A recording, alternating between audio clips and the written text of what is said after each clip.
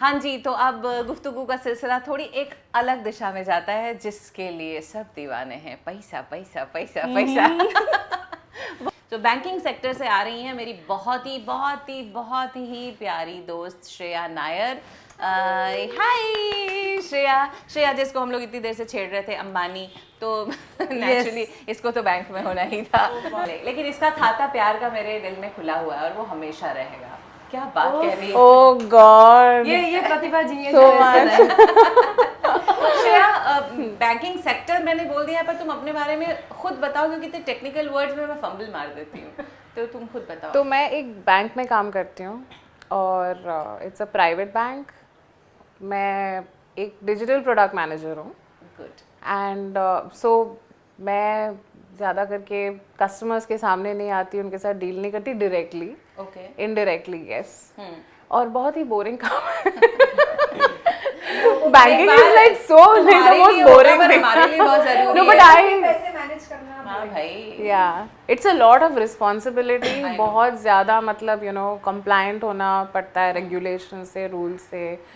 सो हाँ, लेकिन मुझे काफ़ी इंटरेस्टिंग लगता है मेरा काम, क्योंकि डिजिटल प्रोडक्ट मैनेजर में थोड़ा सा अपना क्रिएटिविटी भी डालनी पड़ती है, या यूज़ करना पड़ता है। और आजकल because you know the world is such a digital place, it's very fun to learn new things and you know play with new technology and you know how you lend to customers, मतलब loan दे रहे हो, credit card दे रहे हो, कोई भी product बेच रहे हो, उसमें you know actually कितने एलिमेंट्स है और क्या क्या कर सकते हैं। तो it's very interesting, even though people might find it boring but to me it is interesting and I can have fun with that. Yeah. Good. But किस साल में तुमने ज्वाइन किया था? अलग अलग बैंक्स में काम किया है तो हमें पता है, किस साल में तुमने फर्स्ट टाइम ज्वाइन किया था ये? मैंने फर्स्ट 2010 में मैंने ज्वाइन किया था एक बैंक। फिर बाद में I think this is my I have worked in 3 banks overall. Okay. और आई थिंक ऑलमोस्ट 10 साल का एक्सपीरियंस है बैंकिंग में। 10 साल हो गए। तो उस समय के जो आज 2010 से लेके अब तक के काम में क्या फ़र्क आया है? कितना डिजिटल और क्या क्या क्या फ़र्क आया? तो शुरू में मैं बहुत ही simple you know sales type का काम करती थी। डायरेक्टली एकदम नहीं किया, लेकिन फिर भी मैं ब्रांच में बैठती थी, वहाँ पे मैं you know basics of banking जो हम सबको जानना चाहिए वो सब मैंने सीखा। क्योंकि मतलब माय पेरेंट्स काफ़ी मुझे शेल्टर करते थे, तो मैं बैंक में ज़्यादा करके बहुत जाती नहीं थी, सब कुछ हो जाता था। And my parents are also bankers, तो मुझे बहुत ज़्यादा कुछ करने की ज़रूरत नहीं पड़ती थी। लेकिन जब मैं बैंक के ब्रांच में बैठकर काम करती थी, एवरीडे बैंकिंग में क्या क्या होता है, उसमें क्या क्या रेगुलेशंस होते हैं, हमें कैसे वो एक नॉलेज आ जाती है, तो you can understand your money better, you will learn how to you know save and all those aspects which is very important. आजकल मतलब लोगों को फिर भी समझ में नहीं आता है ना। I am very grateful for that. मेरे ख्याल से एक चीज़ और है कि तुम्हें भी शुरुआत में उतनी समझ थी कि सेविंग इज इम्पोर्टेंट। मतलब यंगस्टर्स को किस एज में सोचना शुरू कर देना चाहिए कि यार लॉन्ग टर्म सेविंग बहुत ज़रूरी है? आई थिंक ये चीज़ हम यू नो जस्ट जब यू नो अर्न करना शुरू करते हैं, तो एक तो पहली बात तो पेरेंट्स बोलते हैं कि नहीं खर्च करना, नहीं खर्च करना। तो जब पैसे आते हैं हाथ में तो you know you want to spend it. लेकिन एक्चुअली और ये चीज़ सब मतलब लेट 20s बहुत कम लोगों को रियलाइज़ होता है ये अपने यू नो यंग डेज में। मुझे तो 30s में ही अपने now only I understand oh God, पहले किया होता तो मेरा क्या मतलब यू नो वेल्थ क्या ग्रोथ हाँ, और अब तक I would have accumulated so much wealth.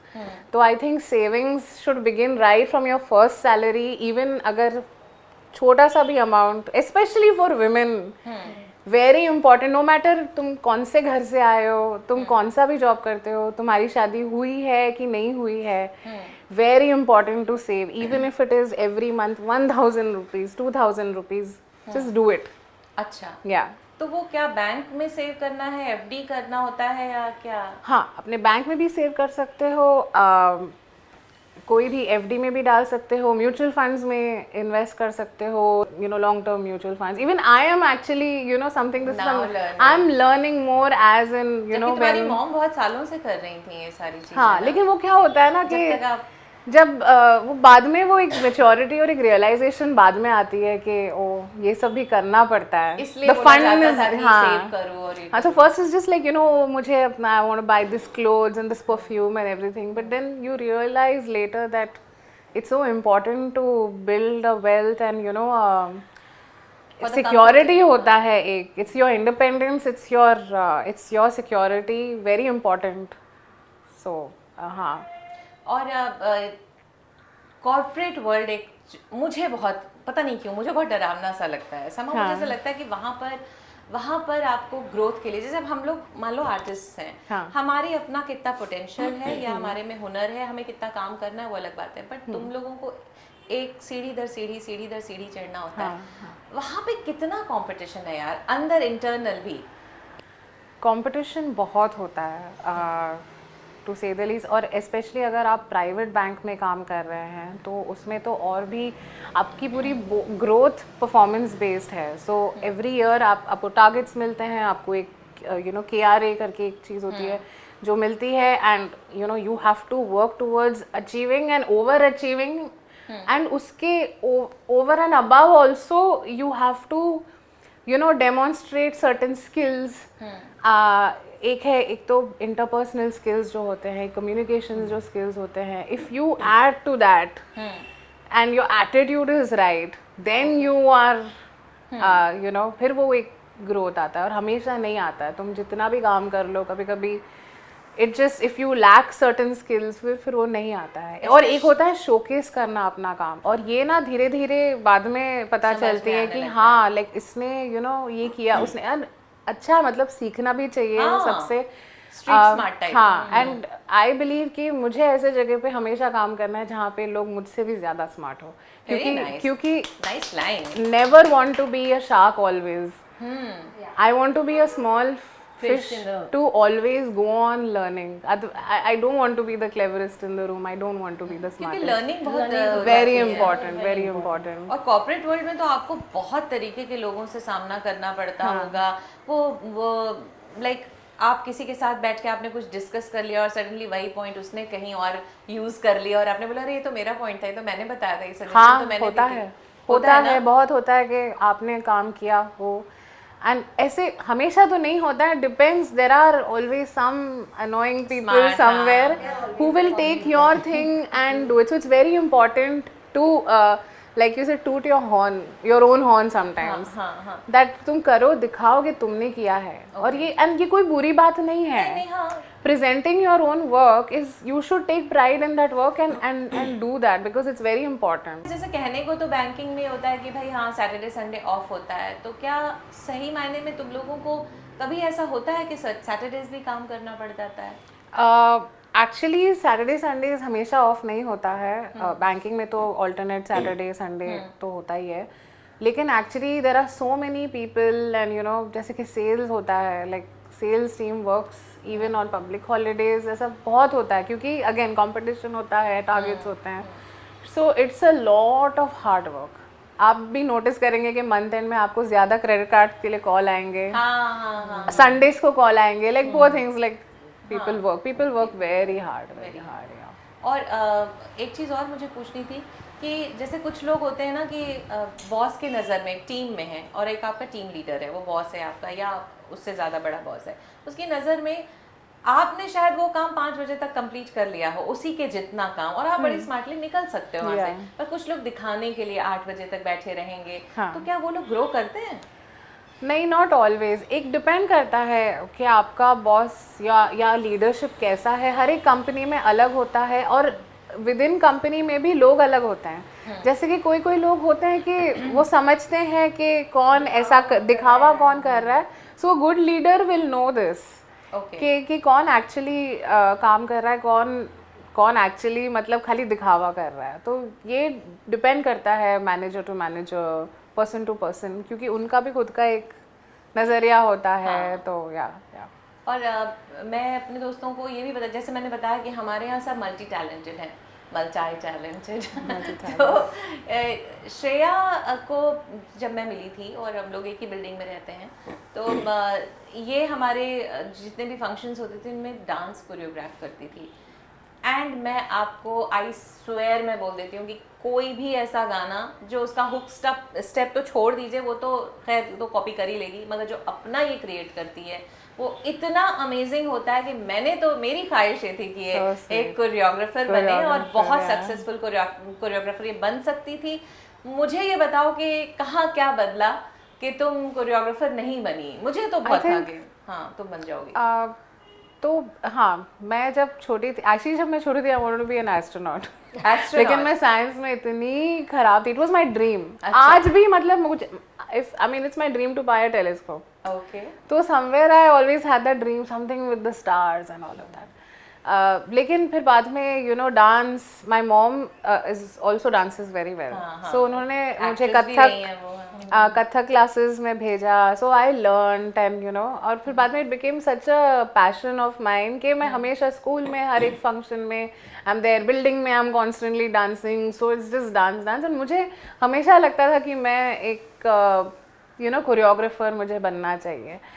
लेकिन आई फील सो मेरे पेरेंट्स भी मतलब यू नो थिएटर में थे, तो मगर वो बढ़ावा, वो stability, you know that monthly income, you know कि it is coming every month in your account, like that is so strong in our like you know in our society. And मतलब वो स्टेबिलिटी वो इतना ज़्यादा था घर में, वो आइडियोलॉजी कि that is passed on to me also. तो उन्होंने बोला कि तुमको जो करना है करो, लेकिन पढ़ाई पहले कंप्लीट करो, पढ़ाई पहले कंप्लीट करो पूरी तरह से, because education is very important.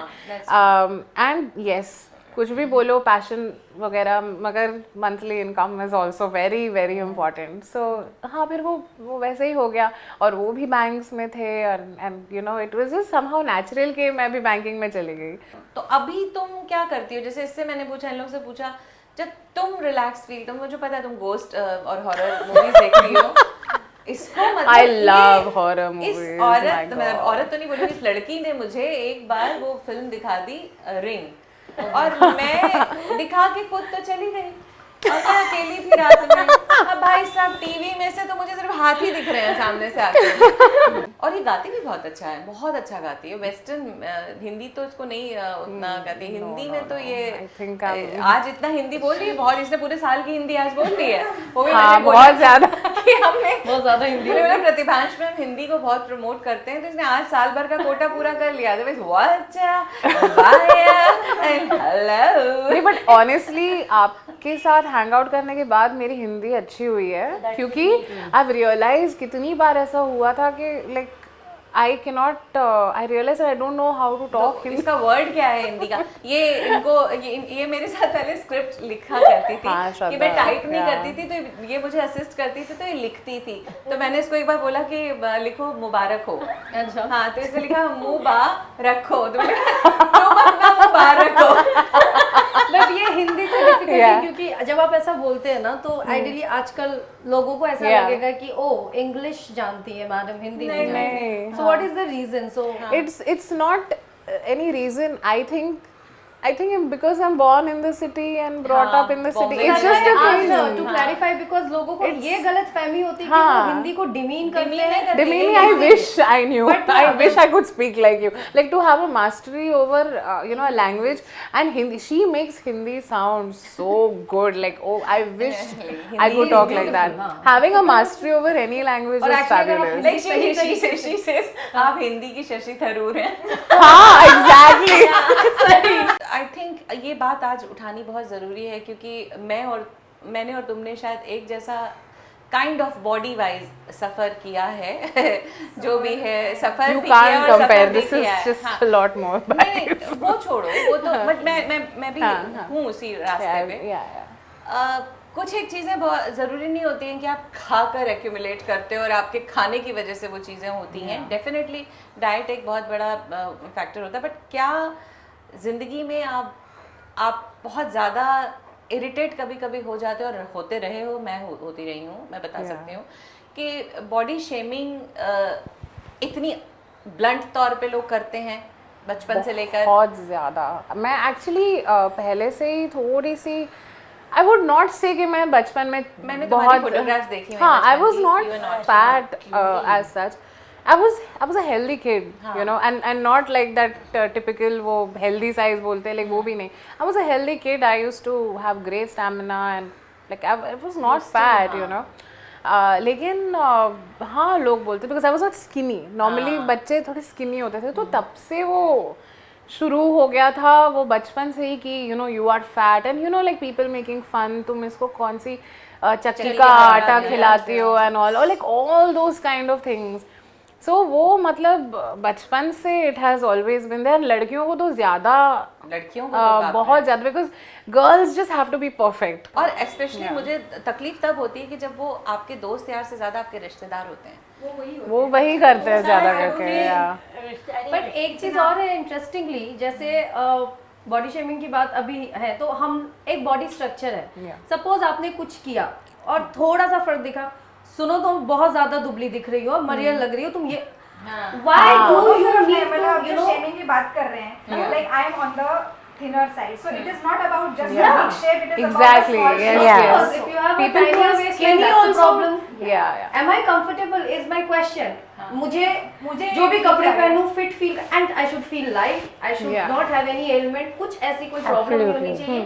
But I think लोगों को एक मजा आता है एंड द मोमेंट आप में वो चेंज देखेंगे तो सैडिस्टिक वो उनको जो टेंशन भी होती है कि भैया ये तो अचीव कर रही है, उसको रोको, इसको रोको. तुम खाओ, तुम बीमार दिख रही हो. हाँ तुम exactly. मतलब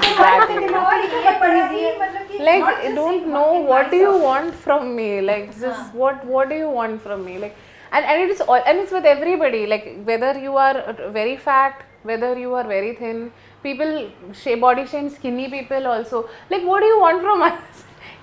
What exactly is your ideal शायद ये shape, बहुत you कम know? समझते हैं कि जब आप किसी को किसी भी तरीके का स्ट्रेस देते हो ना तो वो एक्चुअली खाने लगता है और ज्यादा रिबेल हो जाता है वो. मैंने रिसेंटली समझा किसी के थ्रू, किसी ने बताया, it's not about what you're eating most of the times with women, it's like hormonal changes of course and the stress. Exactly. और जब मैंने उस पे ध्यान दिया तो मैंने कहा खा तो वही रही हूँ मैं, इतना भाग दौड़ भी नहीं हो रही है, but I am now you know and hourglass figure is not the idea. मतलब लोगों को ये समझना चाहिए कि हाँ कभी कुछ चीजें गलती हो जाती है कि एक सर्टेन बॉडी टाइप है एंड यू वेयर समथिंग थोड़ा सा जो आपको कंफर्टेबल वो दिख रहा है, then you can still you know people थोड़ा सा जज कर देते हैं कि नहीं she should have like I think we all, I mean I'm judgement also कभी कोई प्रॉब्लम नहीं रही है, बट आप मुंह पर जब आप, और वो भी आप नहीं आप किस चीज से गुजर रहे हो ना, तो 10 कजिन्स आए हुए हैं, ठीक है. मैं अगर तुमको अपनी पुरानी फोटोग्राफ्स दिखाऊं, I was really very skinny, यहाँ मेरा फिगर so था. beautiful. उसके बावजूद जब मैं किसी के घर जाती थी या मैं कभी रहने गई वहां, तो लिटरली ये वर्ड आ जाता था, अरे भाई राशन भर दो, प्रीति, मेरे घर का नाम प्रीति है, प्रीति आ गई है, राशन भर दो. मतलब मुझे तब, अब मैं सोचती हूँ कि अब तो पता नहीं मैं कितना खा जाऊंगी. जो मैं तब थी उस पे होता था. आई स्वेयर ये जब अपने कजिन्स में 4 लोग बैठे या कभी कभी आपके फ्रेंड्स इतने मुंहफट होते हैं कि like one of your colleague, हाँ मेरे कलीग ने, मैं वहाँ पे फ्रेम में खड़ी हूँ, अरे इसको तो ये फ्रेम में आएगी क्या, मतलब आपका पूरा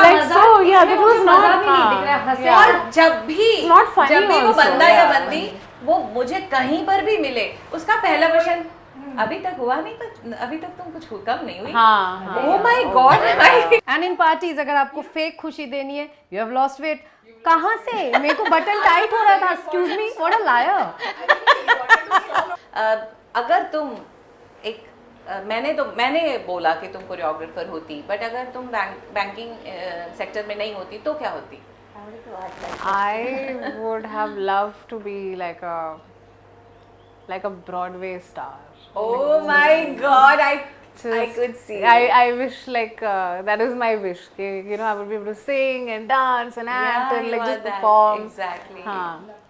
I would love that. That is. What about you? If you were not this person. ये वाला हम अंजलि से गुफ्तगू, ये अच्छा ही हो गया, ये सेशन अभी वैसे ही यहाँ वाला ओवर होने वाला.